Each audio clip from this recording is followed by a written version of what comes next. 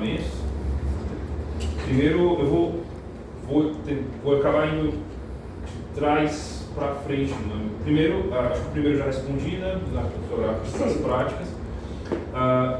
Existe algo que fica inclusive mais claro, como o professor colocou, na valorização pragmática que eu vou trazer na análise. E sobre a questão da reflexividade que você perguntou, seria os modos de exercer, os modos de se apresentar ou os grandes momentos de inflexão. Algo que fica, é uma descoberta que eu vou fazendo também no decorrer da análise, algo que eu já tinha lido na literatura, mas o trabalho empírico permitiu, a análise da biografia permitiu deixar isso mais claro, que na verdade são esses três processos. Existem, claro, problemáticas matriciais, como o falecimento do pai, mas existem os modos de exercer que se expressam na luta ambiental, na vivência política, na forma como ele vai interagir no campo científico também, e os modos de se apresentar no momento que, por exemplo, ele resolve para atuar politicamente, e algo também que ele já tem já traz no âmbito até das amizades, da vivência familiar dele, de se apresentar como um agente de pontes, um agente da coalizão. Então, sempre que o milanês é apresentado com uma barreira para a sua atuação social, política, familiar, esse processo reflexivo é engendrado.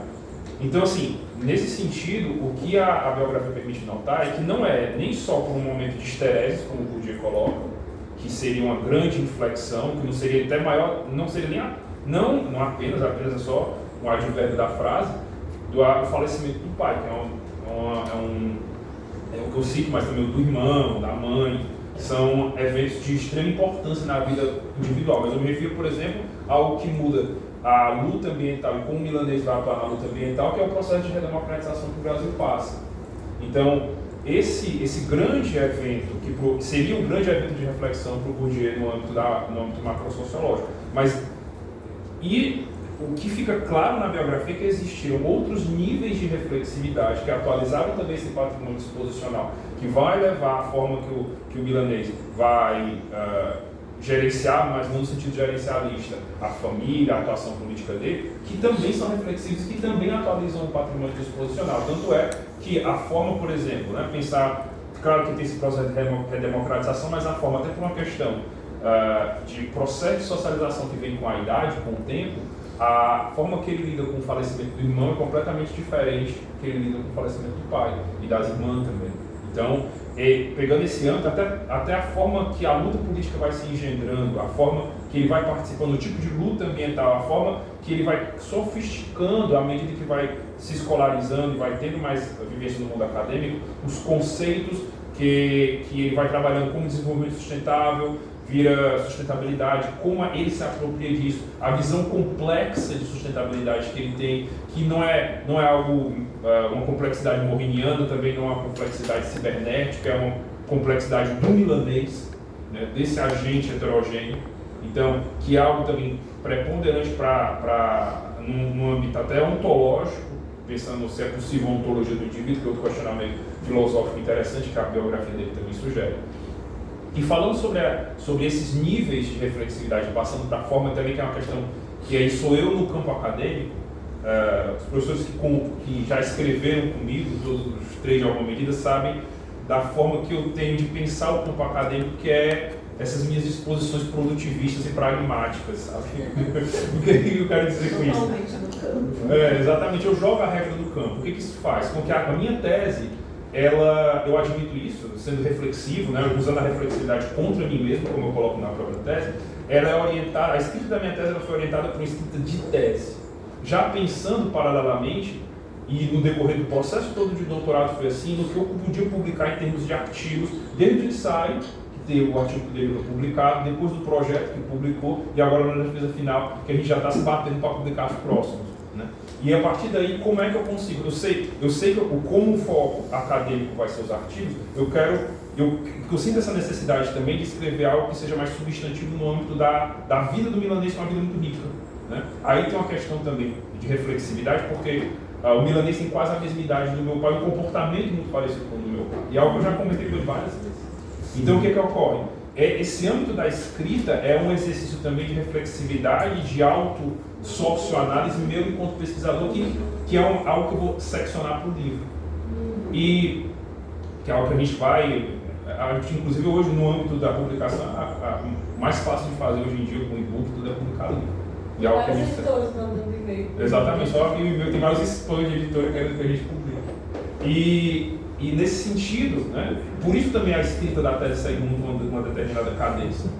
Como o Zé Carlos já escreveu comigo também, foi um orientador na dissertação, o professor também já escreveu comigo, então eu admito que eu tenho essa forma de escrever que é muito orientada às regras do campo.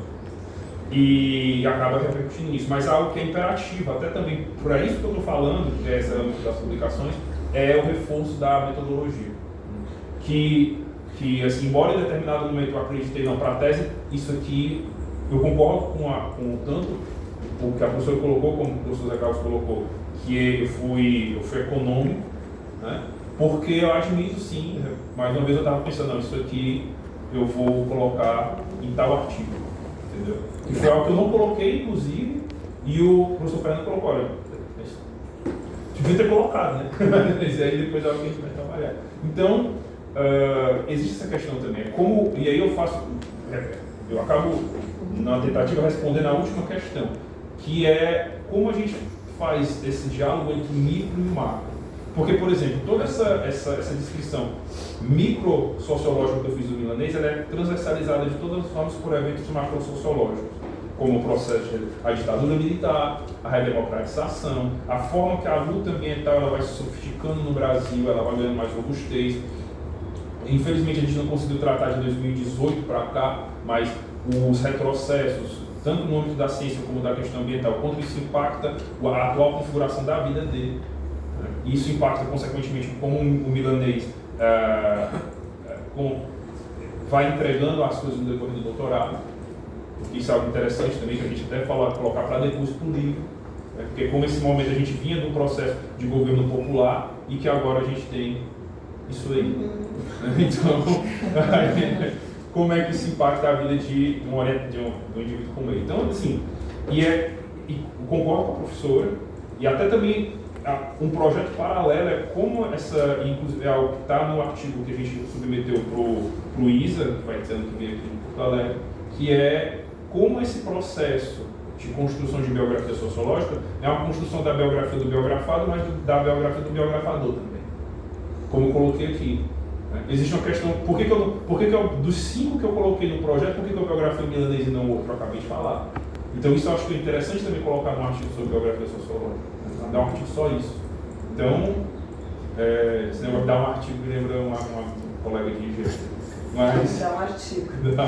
Então é isso, assim. Então, eu não sei se eu consegui responder tudo, né? Acabou que... Bruno, eu lembro de todo o texto, a parte teórica, sabe que a conclusão, eu não tenho ela agora tão presente, mas, então, eu não posso dizer... Mas o que eu me lembro é que realmente eu senti falta um pouco dessa amarração do marco sociológico. É esse o ponto. Tá? Então, estou super satisfeita.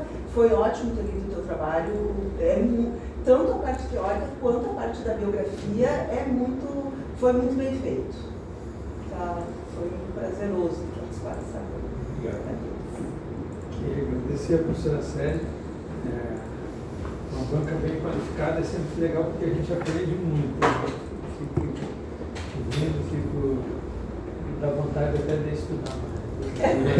A gente sempre tem mas a questão da reflexividade, né, é um tema que me interessa, como é que isso se desenvolve, né, esse momento de crise, de levar para, né, assim como a ideia do intelectual orgânico lá do Gramsci, todo mundo seria um intelectual, mas pode, num determinado momento, para um lado se tornar um intelectual conservador ou transformador. Então, o que determina esses caminhos é interessante. Essa relação, talvez, entre o micro social e o macro pode explicar um pouco né, das escolhas de trajetórias de intelectuais que acabam indo por um lado e outro, né? Obviamente que é outro referencial, etc. Mas eu acho que são questões interessantes para a gente pensar. E eu acho que essa síntese, né, eu acho que a gente pode trabalhar nisso, né, fazer essa síntese, amarrar, às vezes quando o texto a gente passa um tempo, fica mais claro, e depois de ouvir as considerações também, a gente consegue articular melhor algumas coisas que estavam um turbilhão ao longo do estudo. A professora Cláudia, então, agradecer, obrigado pelas considerações. Eu vou ler aqui o parecer da professora Cláudia. Vou organizar aqui, que essas luzes aqui são meio complicadas. Fica melhor com... Não, tá bem. Tá, então, em primeiro lugar, ela cumprimenta os colegas do banco, em especial o orientador, que ela acompanhou então a trajetória, né?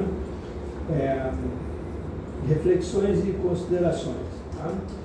Ela coloca entre aspas: ele se pôs a procurar, entre as inúmeras impressões que o tempo havia depositado, folha a folha, dobra a dobra, vagarosamente, continuamente em seu cérebro.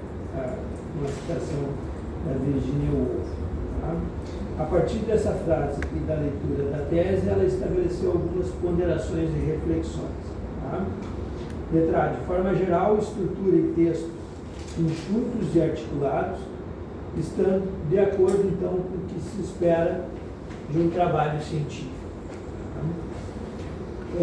Referencial teórico situa o leitor e instiga expectativas elevadas quanto à discussão e análise. Posterior, em relação à temática em foco, eu pedi para alguém ler alguém. Então, A. De forma geral, estrutura e texto enxutos e articulados estão de acordo com o que se espera de um trabalho científico. B. Referencial teórico situa o leitor e instiga expectativas elevadas quanto à discussão e análise posterior em relação à temática em foco e aos autores apresentados, Bourdieu, Larry e Boltanski. Desta forma, bem mais do que apresentar as principais ideias de cada autor, a expectativa é que, a partir da empiria, possa se aprofundar aspectos teóricos também. C. Quanto aos procedimentos relativos ao método, fica bem explicitado o emprego da biografia sociológica de Larry. Partir das seguintes considerações. Larry trabalha em um nível microsociobiográfico e considera a vida de um único indivíduo como unidade de análise. Diferentemente de Boltanski, que propõe uma sociologia da ação, Larry faz deliberadamente uma sociologia do ator. Se interessa pelo homem, ou melhor, o ator plural.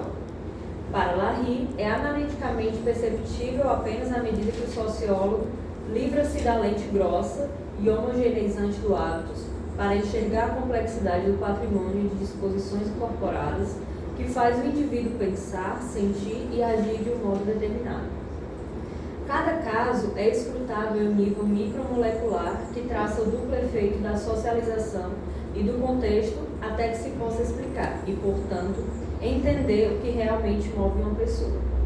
Para Larry, nem todas as interpretações valem o mesmo. Para ele, a fineza refere-se mesmo a um processo de conhecimento que se dá pela observação do infinitesimal, com fundamentação empírica. Um projeto claramente distinto do universo da hermenêutica livre, das interpretações selvagens e incontroláveis. Sendo assim, senti certa falta desta fineza na apresentação da biografia do ator pesquisado, assim como uma discussão em relação às contribuições de Boltanski, que também constitui esse estudo. Boltanski observa também como uma lente micro, porém não foca nos indivíduos de maneira biográfica ou disposicional, mas nas situações de ações nas quais eles se encontram e, mais especificamente, nas situações de desacordo e nos processos sociais pelos quais os indivíduos remediam a intermediação do contexto. Ele propõe uma sociologia da ação que dispensa o hábitos e o campus. Se seus atores estão analiticamente despidos de sua espessura histórica e aliviados de suas bagagens disposicionais, eles são equipados, em compensação, com competências críticas que lhes permitem formular uma denúncia em situações tensas em que há o imperativo de justificação e sem que se recorra à violência física. Também porque, quando se leva a sério a pesquisa empírica, a contextualização é analiticamente fundamental. Ao escrever-se em espaços e temporalidades específicas e problematizadas como tais, esses dois sociólogos, Larry e Boltanski, remetem a uma configuração particular da modernidade, segundo a expressão de Hessman, implicitamente pressuposta por Boltanski e reiteradamente evitada por Larry. D. Importante identificar que, a partir da revisão de literatura, existe uma necessidade de se apoiar na tradição para inovar e reinterpretar alguns clássicos. No momento em que utiliza Bourdieu, os pós-bourdieusianos, Larry e Boltanski, pós-bourdieusianos entre aspas, Larry e Boltanski, protagonistas de um novo movimento teórico, também entre aspas, na sociologia, como já fez Vandenberg, inclui arte nesse debate. Atores que partilham a ideia da sociologia como ciência empírica. Então, baseio-me em, seja em razão do surgimento de uma sociedade global, da incessante inovação das novas tecnologias, ou simplesmente porque as sociedades se tornaram complexas demais, fato que a sociologia se voltou para as teorias de médio e de micro alcance. De fato, a era das grandes sínteses teóricas já passou, e já não se espera mais um novo Passos ou um novo Habermas para reorganizar as múltiplas teorias num só quadro analítico, capaz de englobá-las por completo. Na esteira de Bourdieu, frisa-se novamente que a sociologia não é uma filosofia aplicada, mas uma ciência empírica que não teoriza no vazio e cuja prática se dá no campo. Sem material não há ciência, sem teoria não há pesquisa de campo. A partir disso é que entendo que o trabalho poderia ter sido aprofundado, ter discutido mais profundamente suas contribuições. Antes, seu ethos crítico nos convida a dialogar com suas potencialidades, mobilizá-las, levá-las a campo, indagá-las, combiná-las, refiná-las ou questioná-las se for o caso. Enfim, nos incita a um rigor indissociavelmente reflexivo e investigativo. Uma atitude que é tão incompatível com uma crítica e reprodução de um arcabouço conceitual, quanto da mesma forma com uma criatividade desprovida de método ou empiricamente inócua. O espírito sociológico nutre-se do mundo. E é precisamente de modo inquiridor, inventivo e indiciário que uma sociologia situada perifericamente dos eixos de perifericamente aos eixos de produção e circulação teóricas mundiais deve proceder caso deseje, para além quer da simples replicação interna, quer da pura e simples substituição de importações conceituais e o consequente monopólio da interpretação legítima sobre o Brasil. Produzir conhecimentos sobre si que sejam universalizáveis e reproblematizem as distintas tradições sociológicas mundiais. Indagação. O programa de pesquisa disposicional prolonga a sociologia crítica, mas o faz transbordando-a para uma outra escala. Ainda que os programas de pesquisa se concentrem na análise quer das trajetórias individuais, quer de situações sociais, eles são formulados em um nível de generalidade que permite aplicá-los em campos e situações diferentes. Entretanto, a questão da transposição desses modelos analíticos ao contexto brasileiro não é e não pode ser considerada como um simples exercício acrítico de aplicação. A teorização fora do lugar passa necessariamente por um diálogo embasado em sólidos trabalhos empíricos, seguindo de uma confrontação conceitual e uma eventual reformulação teórica. Seria possível ter discutido, considerando estas ponderações? Como diz o próprio Larry, em conversa com os autores, precisamos de uma versão brasileira de Miséria do Mundo. Porém, se de um lado a homogeneidade parece superior, Do outro, podemos pensar que o que Larry chama de dissonância, para dar conta de processos plurais e complexos de socialização, seria melhor qualificado no Brasil como harmonia, sintetizando os ecos de uma sociedade intrinsecamente plural. Sugestões: revisão gramatical, crases, mencionar anexo no corpo da tese, apenas um deles é mencionado, explicitação de número de entrevistas e duração, ocorre pesquisa de documentos, fotos, debruçar-se sobre as considerações finais, substituir nas considerações finais aspectos que já foram apresentados no transcorrer da tese, vide exemplo abaixo, e aprofundar a discussão em torno do objetivo central da tese, buscando refletir acerca de uma conjunção teórico-empírica e conciliando os debates teóricos metodológicos. Parecer final, o professor vai dizer depois. Ok. Acho que convergiu algumas questões que a gente pode olhar com calma. Desculpa a leitura, porque tem muito trava-língua teórico nessa leitura. Foi melhor que a minha. Bom, a gente tem um momento que a gente vai pedir agora para vocês. Depois eu faço as considerações, já acompanhei o Bruno ao longo desse tempo, então quando for fazer o encerramento eu faço as minhas considerações. Vou pedir para todos para a gente poder liberar o Zé Carlos.